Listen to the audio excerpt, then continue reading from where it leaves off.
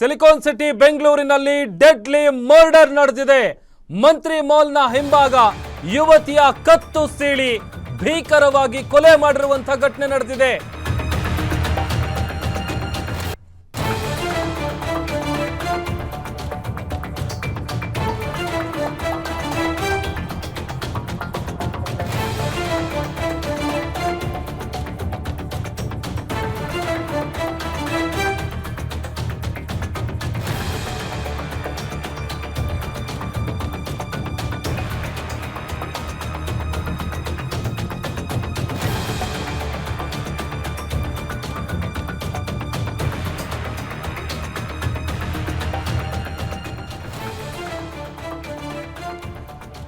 ಬೆಂಗಳೂರಿನಲ್ಲಿ ಯುವತಿಯ ಕತ್ತು ಸೀಳಿ ಬರ್ಬರವಾಗಿ ಹತ್ಯೆ ಮಾಡಲಾಗಿದೆ. ಹಾಡ ಹಗಲೇ ನಡೆದಿರುವಂತಹ ಡೆಡ್ಲಿ ಮರ್ಡರ್ ಇದು.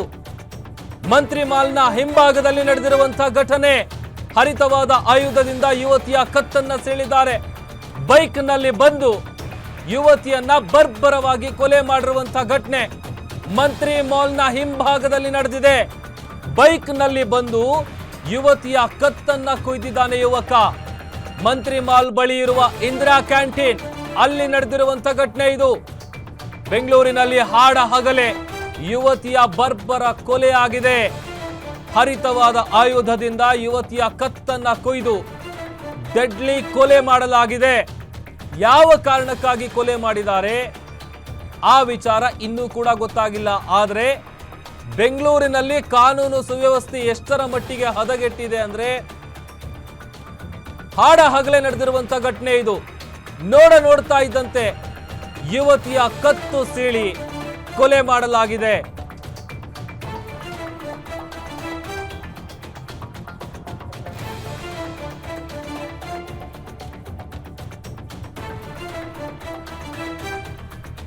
ನೋಡಿ, ಬೆಂಗಳೂರಿನ ಹೃದಯ ಭಾಗ ಮಂತ್ರಿ ಮಾಲ್ ಯಾರಿಗೆ ತಾನೇ ಗೊತ್ತಿಲ್ಲ. ಎಲ್ಲದಕ್ಕೂ ಕೂಡ ಸೆಂಟರ್ ಆಫ್ ಅಟ್ರಾಕ್ಷನ್. ಅಂಥ ಜಾಗದಲ್ಲಿ ಅದು ಏನೋ ಮಧ್ಯರಾತ್ರಿನೋ ರಾತ್ರಿನೋ ನಡೆದಿರೋ ಘಟನೆ ಅಲ್ಲ ಇದು.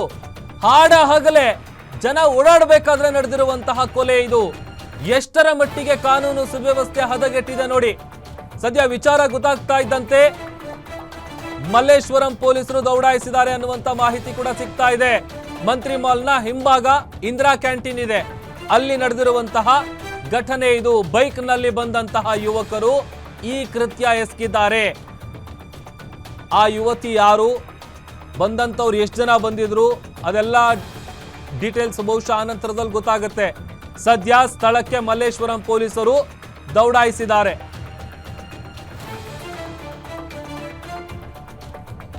ಇವಾಗ ಮತ್ತಷ್ಟು ಡೀಟೇಲ್ಸ್ ಅನ್ನ ಕೊಡ್ತಾರೆ ನಮ್ಮ crime bureau head S K Manjunath. Manjunath, ಆ ಯುವತಿಯ ಮರ್ಡರ್ ಆಗಿದೆ, ಡೆಡ್ಲಿ ಮರ್ಡರ್. ಅದು ಹಾಡ ಹಗಲೇ ನಡೆದಿರೋದು. ಅವ್ರು ಯಾರು, ಆಮೇಲೆ ಹೇಗ್ ನಡೀತು, ಏನೆಲ್ಲ ಮಾಹಿತಿ ಸಿಗ್ತಾ ಇದೆ? ಪ್ರಭು, ಏನು ಹಾಡಾಗಲೇ ಅಂದ್ರೆ ಕೇವಲ 15 ನಿಮಿಷಗಳ ಹಿಂದೆ ಬೆಂಗಳೂರಿನ ಮಂತ್ರಿ ಮಾಲ್ ಅಂದ್ರೆ ಸಂಪಿಗೆ ರಸ್ತೆಯಲ್ಲಿ ಇರ್ತಕ್ಕಂಥ ಮಂತ್ರಿ ಮಾಲ್ ಅದರ ಹಿಂಭಾಗದಲ್ಲಿ ಇರ್ತಕ್ಕಂಥ ರೈಲ್ವೆ ಪ್ಯಾರಲ್ ರೋಡ್, ಇದು ಮೆಟ್ರೋ ಹೊಸದಾಗಿ ಆಗಿದ್ದಂತ ಸಂದರ್ಭದಲ್ಲಿ ಏನು JDS ಕಚೇರಿ ಮುಂಭಾಗ ಹಾದು ಹೋಗ್ತಕ್ಕಂತ ಒಂದು ರಸ್ತೆ ಇದೆ, ರೈಲ್ವೆ ಪ್ಯಾರಲ್ ರೋಡ್. ಅಲ್ಲಿ ಈಗ 15 ನಿಮಿಷಗಳ ಹಿಂದೆ ಒಬ್ಬ ಕಾಲೇಜು ವಿದ್ಯಾರ್ಥಿನಿಯನ್ನ ನಡೆದುಕೊಂಡು ಹೋಗ್ತಕ್ಕಂಥ ಸಂದರ್ಭದಲ್ಲಿ ಬೈಕ್ ನಲ್ಲಿ ಬಂದಂತ ಒಬ್ಬ ಅಂತಕ ಆಕೆಯ ಕುತ್ತಿಗೆಯನ್ನು ಹರಿತವಾದಂತ ಆಯುಧದಿಂದ ಕೊಯ್ದು ಸ್ಥಳದಿಂದ ಎಸ್ಕೇಪ್ ಆಗಿದ್ದಾನೆ. ಅಲ್ಲಿ ಕೂಡಲೇ ಕಂಡಂತವರು ಆಕೆಯನ್ನ ಏನು ಆಸ್ಪತ್ರೆಗೆ ಸಾಗಿಸಬೇಕು ಅನ್ನೋ ಒಂದು ಪ್ರಯತ್ನದಲ್ಲಿ ಇದ್ದಂತ ಸಂದರ್ಭದಲ್ಲಿ ಆಕೆ ತೀವ್ರ ರಕ್ತಸ್ರಾವದಿಂದ ಸ್ಥಳದಲ್ಲಿ ಹಸಿನುಗಿರ್ತಾಳೆ. ಹಾಗಾಗಿ ಆಕೆಯನ್ನ ಯಾರು ಸಹ ಆಸ್ಪತ್ರೆಗೆ ಸಾಗಿಸೋದಿರ್ಬೋದು, ತೆಗೆದುಕೊಂಡು ಹೋಗುವಂತ ಒಂದು ಪ್ರಯತ್ನಕ್ಕೂ ಮುಂದಾಗ್ಲಿಲ್ಲ. ಸುದ್ದಿ ತಿಳಿದು ಅಂದ್ರೆ ಯಾವಾಗ ಇದಾಗುತ್ತೆ ಅಕ್ಕಪಕ್ಕದಲ್ಲಿ ಹಿಂದೆ ಮುಂದೆ ಹೋಗ್ತಕ್ಕಂತ ಸಾರ್ವಜನಿಕರು 112ಗೆ ಫೋನ್ ಮಾಡಿ ಒಂದು ಮಾಹಿತಿಯನ್ನ ಕೊಡ್ತಾರೆ. ಈಗ ಸ್ಥಳಕ್ಕೆ ಸದ್ಯ ಏನು ಮಲ್ಲೇಶ್ವರಂ ಪೊಲೀಸರು ಭೇಟಿ ಕೊಟ್ಟಿದ್ದಾರೆ, ಜೊತೆಗೆ ಹೊಯ್ಸಳ ಪೊಲೀಸರು ಸಹ ಭೇಟಿ ಕೊಟ್ಟಿದ್ದಾರೆ. ಸದ್ಯ ಮೃತ ಅಂದ್ರೆ ಈ ಒಬ್ಬ ಯಾರು ಆ ಯುವಕ ಬಂದು ಈ ಏಕೆ ಏನು ನಡೆದುಕೊಂಡು ಹೋಗ್ತಕ್ಕಂತ ಕಾಲೇಜು ವಿದ್ಯಾರ್ಥಿನಿಯ ಕತ್ತು ಕೊಯ್ದು ಎಸ್ಕೇಪ್ ಆಗಿದ್ದಾನೆ. ಆತನ ಮಾಹಿತಿಯನ್ನ ಪತ್ತೆ ಹಚ್ಚುವ ಜೊತೆಗೆ ಈಗಾಗಲೇ ಆತ ಯಾವ ಮಾರ್ಗದಲ್ಲಿ ಹೋಗಿದ್ದಾನೆ ಅನ್ನೋದ್ರ ಬಗ್ಗೆ ಪೊಲೀಸರು ಮಾಹಿತಿಯನ್ನ ಟ್ರಾಫಿಕ್ ಪೊಲೀಸರಿಗೆ ಕೊಟ್ಟಿದ್ದಾರೆ. ಜೊತೆಗೆ ಕಂಟ್ರೋಲ್ ರೂಮ್ಗೂ ಸಹ ಮಾಹಿತಿಯನ್ನ ಕೊಟ್ಟಿದ್ದಾರೆ. ಆತ ಬೈಕ್ ನಲ್ಲಿ ಬಂದು ಯಾವ ಮಾರ್ಗದಲ್ಲಿ ಹೋಗಿದ್ದಾನೆ ಅನ್ನೋದ್ರ ಬಗ್ಗೆ ಮಾಹಿತಿ ಕೊಟ್ಟಿದ್ದಾರೆ. ಉಳಿದಂತೆ ಮೃತ ಯುವತಿ ಏನಿದೆ, ಕಾಲೇಜು ವಿದ್ಯಾರ್ಥಿನಿ ಏನಿದ್ದಾರೆ, ಈಕೆಯ ಒಂದು ಮಾಹಿತಿಯನ್ನ ಕಲೆ ಆಗ್ತಾ ಇದ್ದಾರೆ. ಯಾವ ಕಾಲೇಜಿನಲ್ಲಿ ಓದ್ತಾ ಇದ್ರು, ಯಾವ ಕಾರಣಕ್ಕಾಗಿ ಆ ಒಂದು ರಸ್ತೆಯಲ್ಲಿ ಹೋಗ್ತಾ ಇದ್ರು. ಅವರ ನಿವಾಸ ಎಲ್ಲಿದೆ, ಆಕೆ ಅಂದ್ರೆ ಎಷ್ಟೊತ್ತಿಗೆ ಕಾಲೇಜಿಗೆ ಬಂದಿದ್ರು, ಮತ್ತೆ ಅಲ್ಲಿ ಹೋಗ್ತಕ್ಕಂತ ಸಂದರ್ಭದಲ್ಲಿ ಜೊತೆಲಿ ಯಾರಾದ್ರೂ ಸ್ನೇಹಿತರಿದ್ರ ಇಲ್ವಾ ಅನ್ನೋದ್ರ ಬಗ್ಗೆ ಒಂದು ಮಾಹಿತಿಯನ್ನ ಕಲೆ ಆಗ್ತಾ ಇದೆ. ಜೊತೆಗೆ ಈಗ ಸ್ಥಳಕ್ಕೆ ಸೋಕೋ ಟೀಮ್ ಸಹ ಬಂದು ಅಲ್ಲಿ ಒಂದು ಪರಿಶೀಲನೆಯನ್ನ ಸಹ ಮಾಡಲಾಗ್ತಾ ಇದೆ. ಮೊದಲಿಗೆ ಮೃತ ಯುವತಿ ಹೆಸರು ಏನು ಅನ್ನೋದು ಗೊತ್ತಾದ್ರೆ, ಆಕೆ ಯಾವ ಕಾಲೇಜಿನಲ್ಲಿ ಓದ್ತಾ ಇದ್ಲು ಅನ್ನೋದು ಗೊತ್ತಾದ್ರೆ, ಈಕೆಗೆ ಯಾರಾದ್ರೂ ಸ್ನೇಹಿತರು ಅಂದ್ರೆ ಈಗ ಏನು ಪ್ರಾಥಮಿಕವಾಗಿ ಸಿಕ್ಕಿರ್ತಕ್ಕಂತ ಮಾಹಿತಿ ಪ್ರಕಾರ ಒಬ್ಬ ಭಗ್ನ ಪ್ರೇಮಿ ಆಕೆಯ ಹಿಂದೆ ಬಿದ್ದಿದ್ದ, ತನ್ನನ್ನ ಪ್ರೀತಿಸುವಂತ ಒಂದು ಪೀಡಿಸ್ತಾ ಇದ್ದ. ಅದನ್ನ ನಿರಾಕರಿಸಿದಂತ ಹಿನ್ನೆಲೆಯಲ್ಲಿ ಈ ಒಂದು ಕೃತ್ಯವನ್ನ ಎಸ್ಕೇಪ್ ಆಗಿದ್ದಾನೆ ಅಂತಕ್ಕಂಥ ಮಾಹಿತಿ ಲಭ್ಯವಾಗಿದೆ. ಸದ್ಯಕ್ಕೆ ಈಗಷ್ಟೇ ಪೊಲೀಸರು ಸ್ಥಳಕ್ಕೆ ಭೇಟಿ ಕೊಟ್ಟಿದ್ದಾರೆ.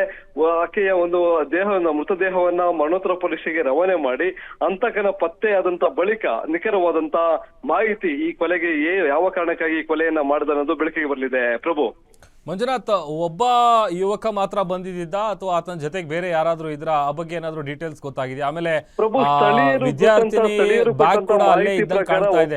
ಯುವಕ ಬೈಕ್ ನಲ್ಲಿ ಬಂದು ಈ ಕೃತ್ಯವನ್ನು ಎಸ್ಕೇಪ್ ಆಗಿದ್ದಾರೆ ಅಂತಕ್ಕಂತ ಒಂದು ಮಾಹಿತಿಯನ್ನ ಲೆಕ್ಕಪಕ್ಕ ಪ್ರತ್ಯಕ್ಷದರ್ಶಿಗಳು ಮಾಹಿತಿಯನ್ನ ಕೊಟ್ಟಿದ್ದಾರೆ. ಈಗ ಪೊಲೀಸರು ಸ್ಥಳಕ್ಕೆ ಭೇಟಿ ಕೊಟ್ಟಿದ್ದಾರೆ. ಅಲ್ಲಿರ್ತಕ್ಕಂಥ ಅಕ್ಕಪಕ್ಕದಲ್ಲಿರ್ತಕ್ಕಂಥ CCTV ದೃಶ್ಯಾವಳಿಗಳಿರ್ಬೋದು, ಪ್ರತ್ಯಕ್ಷದರ್ಶಿಗಳು ಏನೆಲ್ಲ ಹೇಳಿಕೆಯನ್ನ ಕೊಡ್ತಾರೆ ಅವರಿಂದ ಮಾಹಿತಿಯನ್ನ ಕಲೆ ಹಾಕಿ ಈಗ ಅಂತಕನ ಪತ್ತೆಗೆ ಒಂದು ಟೀಮ್ ಮುಂದಾಗಿದೆ. ಮತ್ತೊಂದು ಕಡೆ ಮೃತದೇಹವನ್ನ ಅಲ್ಲಿ ಸ್ಥಳ ಮಹಜರು ಮಾಡಿ ಮೃತದೇಹವನ್ನ ಮರಣೋತ್ತರ ಪರೀಕ್ಷೆಗೆ ರವಾನೆ ಮಾಡಿ ಮುಂದಿನ ಒಂದು ತನಿಖೆಯಲ್ಲಿ ಏನೆಲ್ಲ ಒಂದು ಈಕೆ ಯಾರು, ಯಾವ ಕಾರಣಕ್ಕಾಗಿ ಕೊಲೆ ಆಯ್ತು, ಯಾರು ಆತನನ್ನ ಹಿಂದೆ ಬಿದ್ದಿದ್ರು, ಅದು ಆತನ ಸಹಪಾಠಿನ ಅಥವಾ ಹೊರಗಡೆ ಇರ್ತಕ್ಕಂತ ಯುವಕನ ಅನ್ನೋದು ಮುಂದಿನ ತನಿಖೆಯಲ್ಲಿ ಬೆಳಕಿಗೆ ಬರಲಿದೆ. ಪ್ರಭು, ಓಕೆ, ಥ್ಯಾಂಕ್ ಯು ಮಂಜುನಾಥ್ ನಿಮ್ಮೆಲ್ಲ ಡೀಟೇಲ್ಸ್ಗಾಗಿ.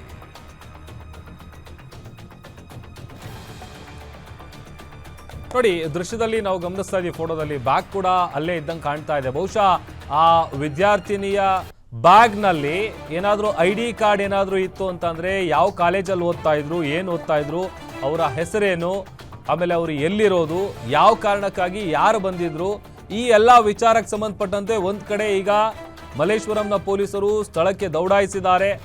ಆ ಒಂದು ವಿಚಾರಗಳನ್ನು ಕಲೆ ಹಾಕೋದಕ್ಕೆ, ಮಾಹಿತಿಯನ್ನು ಕಲೆಕ್ಟ್ ಮಾಡೋದಕ್ಕೆ ಪ್ರತ್ಯಕ್ಷದರ್ಶಿಗಳು ಅಲ್ಲಿ ಕಂಡಂಥವ್ರು ಏನು ಹೇಳ್ತಾರೆ, ಆಮೇಲೆ ಅಲ್ಲಿದ್ದಂತಹ CCTV ಫುಟೇಜ್ಗಳನ್ನು ಆಧರಿಸಿ ಬೈಕ್ನಲ್ಲಿ ಒಬ್ಬನೇ ಬಂದಿದ್ನಾ ಅಥವಾ ಆತನ ಜೊತೆಗೆ ಬೇರೆ ಯಾರಾದರೂ ಬಂದಿದ್ರಾ, ಆತ ಯಾರು, ಆಮೇಲೆ ಈಗ ಜೀವ ಕಳ್ಕೊಂಡಿರುವಂಥ ಈ ಯುವತಿ ಯಾರು, ಈಕೆ ಹೆಸರೇನು, ಎಲ್ಲಿಯವರು, ಯಾವ ಕಾಲೇಜಲ್ಲಿ ಓದ್ತಾ ಇದ್ರು, ಈ ಎಲ್ಲ ವಿಚಾರಗಳನ್ನು ಕಲೆ ಹಾಕೋದಕ್ಕೆ ಸದ್ಯ ಪೊಲೀಸರು ಮುಂದಾಗಿದ್ದಾರೆ.